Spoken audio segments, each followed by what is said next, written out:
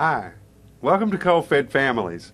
This is the second broadcast that we've done with Phil Moffett. Phil is a candidate for governor. He's a Republican and is from Louisville and has some pretty acceptable views on things such as taxes. And I'll let him explain it to you because he's the man that knows. Well, our overall tax plan, if you'd like me to go into that. Yes. There are 240 different state taxes, fees, and surcharges in Kentucky that are put on people and businesses across our state. And what I want to do is strip those taxes and fees and surcharges out and replace it with a single rate consumer sales tax on all goods and services.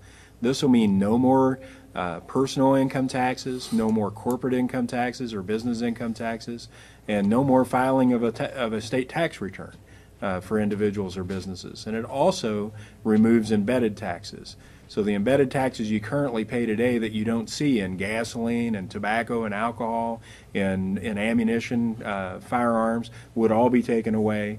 And the only tax you would pay at the state level is that single rate consumer sales tax on goods and services. I don't understand how we already pay 6 cents. 6 cents on goods, that's correct. Right, okay. Now, what are you talking about in the line of services that is going to make up such a difference? Well, the services would include, let's say you go to the local garage and have your car fixed. You have parts that have to be bought for your car, and then you have the labor component to put the parts in, of course. Well, under the current scenario, you only pay sales tax on the parts, right, not on the labor. Under my scenario, you would pay a 6% sales tax on the parts and the labor.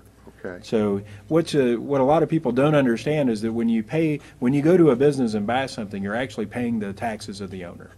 But you don't, because that's how they pay their taxes, is with their revenue. So what we're doing is, instead of having all of those taxes hidden and out of our plain sight, we're going to take it out and put it on top as a single rate consumer sales tax. So every Kentuckian will know exactly how much they're paying in taxes to the state. So when they spend $1, they pay 6 cents more for taxes. They don't have to worry about the income taxes on a personal level or what's happening at the corporate level. So very transparent. Tennessee's rate, I think, is 8%. But they also have some other taxes there that we're not going to have. That's right. They tax interest and dividends on a personal level. They also have a corporate sales tax in Tennessee. And I was talking to a person in the construction industry in Western Kentucky, and he has a group in Nashville and he has a group in Western Kentucky. And I asked him what the difference was between those two companies, and he said, "Well, I can grow the business in Nashville because I can attract good talent to Nashville because they don't have to pay income tax." Well, he's willing to pay the corporate sales tax because he can get enough out of the people to be profitable. So, but what we'll be offering him is the fact that not only will his employees not pay income taxes, but his corporation won't pay income taxes either. So he'll be able to grow that company in Kentucky much faster than he can in Tennessee. So we need to make Kentucky a place where not only new companies can come and be profitable, but companies that are already here can be more profitable. So if you had a construction job going, there would be taxes on the labor on that job. Well, it depends on the construction job. Let's say you're building a home to be sold. Okay. Okay. When you build that home and you buy the materials to build that home, you don't pay any sales taxes on the materials to build that home. When the sales tax is paid is when the home is sold to the person that's going to live in it.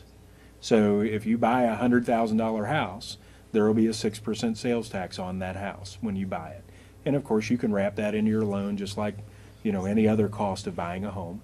And pay it out over your mortgage. Okay, and this will cause businesses to see Kentucky as a much more business-friendly place to be. Absolutely, they can be more profitable, and the fact is that if profitable companies hire more people, so we need to be the place where companies can be profitable so that we can have better jobs. Right.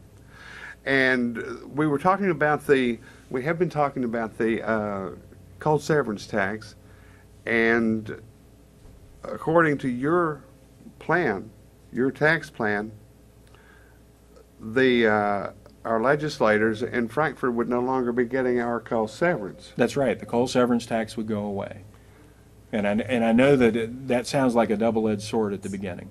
But what I would propose is that the counties, the coal mining counties in Kentucky, get together and build a coalition. And we can do a public-private partnership between that coalition and the state, where the coal companies can still pay that tax, so to speak, and the state can still collect it. But we'll turn it around and give it right back to that coalition and let the coalition determine how they're going to spend that money in their counties, the way that they see fit. So if they wanted to spend it on infrastructure like new sewers or new water lines or water treatment plants, they could do that, or put it into roads, or put it into teacher salaries, or into the state police, so that they can avoid the furloughs and layoffs that have been happening lately. That would be up to you guys on the local level, because frankly, the state really doesn't have any business taxing the coal severance tax. The state shouldn't be in that business anyway, and they certainly shouldn't be telling the counties how to spend that money. You guys need to determine that. All right. Last year, according to our judge, Perry County got 23% back of the money it sent out of here in coal severance. And how much are you talking about us getting back? Well, all of it except maybe a small fee for processing the collection of the tax and returning it to the state. 100% coming back to this coalition. Pretty darn close, yes. Right. Of course, there would be administrative costs for the collection. Correct. And that would open up the door to a lot of projects in this area and a lot of jobs, as a matter of fact, because it's going to take a lot of people to put in all the water lines, and a lot of people to put in to build those sewage disposal plants that we do not have. The infrastructure items that the folks in other parts of the state of Kentucky have taken for granted for the last 50 years, we don't have here. And the coal severance was meant for that. Okay. And the way it has been used as a political football back and forth from administration to administration, and you have to be doing this to get that or this to get this. It would be up to the people in the coal counties how they used it. That's correct. It would give you the freedom to determine how you're going to spend that money. And that's what America should be. You should have that freedom. And any coal company, like you said, that didn't pay coal severance taxes or didn't go along with the program, then their permits would be full. Absolutely. The state would be happy to step in and pull their permit until they get right with the program. All right. And we're not talking about charging them any more than is being done right now. What we're talking about is bringing back to the coal-producing counties the money they need for infrastructure, and it's not going to cost the taxpayers of the state a dime. Nothing. That's correct. It's a beautiful program.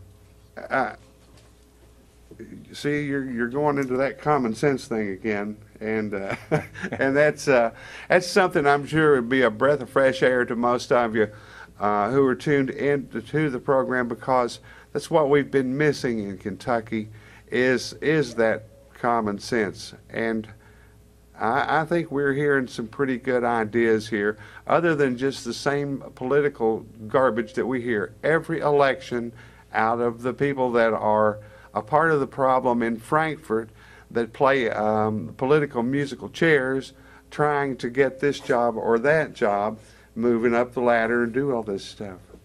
Phil, thank you for being with us. You're welcome. All right. We're going to do more. You just keep watching Coal-Fed Families. Thank you.